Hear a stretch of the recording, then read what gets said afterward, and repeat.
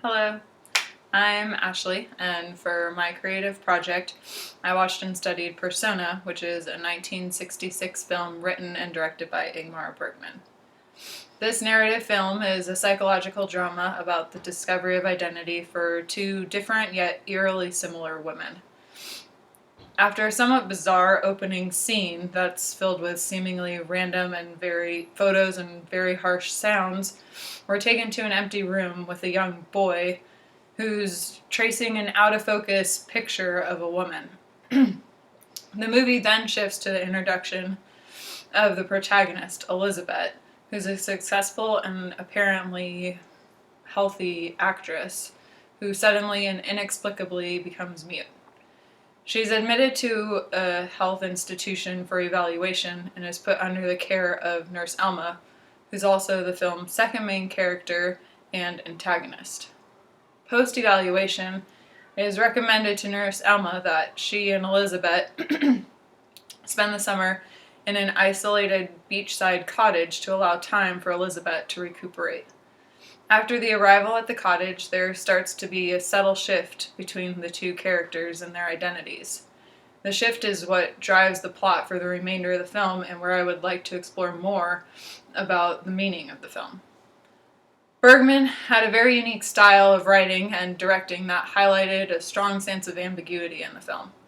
When doing research about the film, it was clear that there are many different interpretations of the film. My interpretation after watching it was that the two main characters are actually one, the same person, much like the movie title suggests, which with its singular noun, persona. To me, the actions of the scene throughout the movie were more like inner workings of Nurse Alma's mind. Two key scenes were a nighttime encounter between the two women, and later a monologue that's somewhat disguised as a dialogue between Elizabeth and Alma. In the scene of the nighttime encounter, the mood is set with very dark lighting in Nurse Alma's bedroom. She seems restless, getting up and moving around a lot, although you can only really see her shadow. At one point, Elizabeth is seen coming into the dark bedroom from a much lighter hallway. Alma gets out of bed to meet her.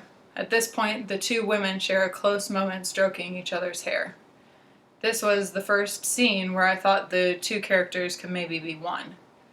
The way Alma sensed that Elizabeth had entered the room was almost surreal, and the camera angles used while the two women stroked each other's hair made them physically look as if they were one. The way Elizabeth actually brushed Alma's hair back and her face became lighter, while Elizabeth's face actually disappeared behind Alma. The second scene that made me feel as though the two women were one also happened to be the climax of the film. This scene comes immediately after a crisis where Alma deliberately hurts Elizabeth and then goes into a panic when Elizabeth becomes upset with her. This scene of the climax is set with both women sitting at a table, and the camera is pointed on Elizabeth while Alma recounts Elizabeth's past, including her lack of motherliness. The same monologue is then repeated word for word, but the second time the camera is pointed on Alma's face as she says the words out loud. Earlier in the film, we were led to believe that Alma had an abortion after an afternoon rendezvous with underage boys.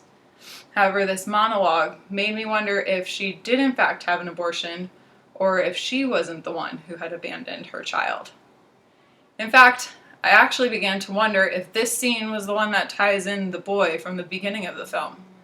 My suspicions were more or less confirmed near the end of the film when the boy appears again.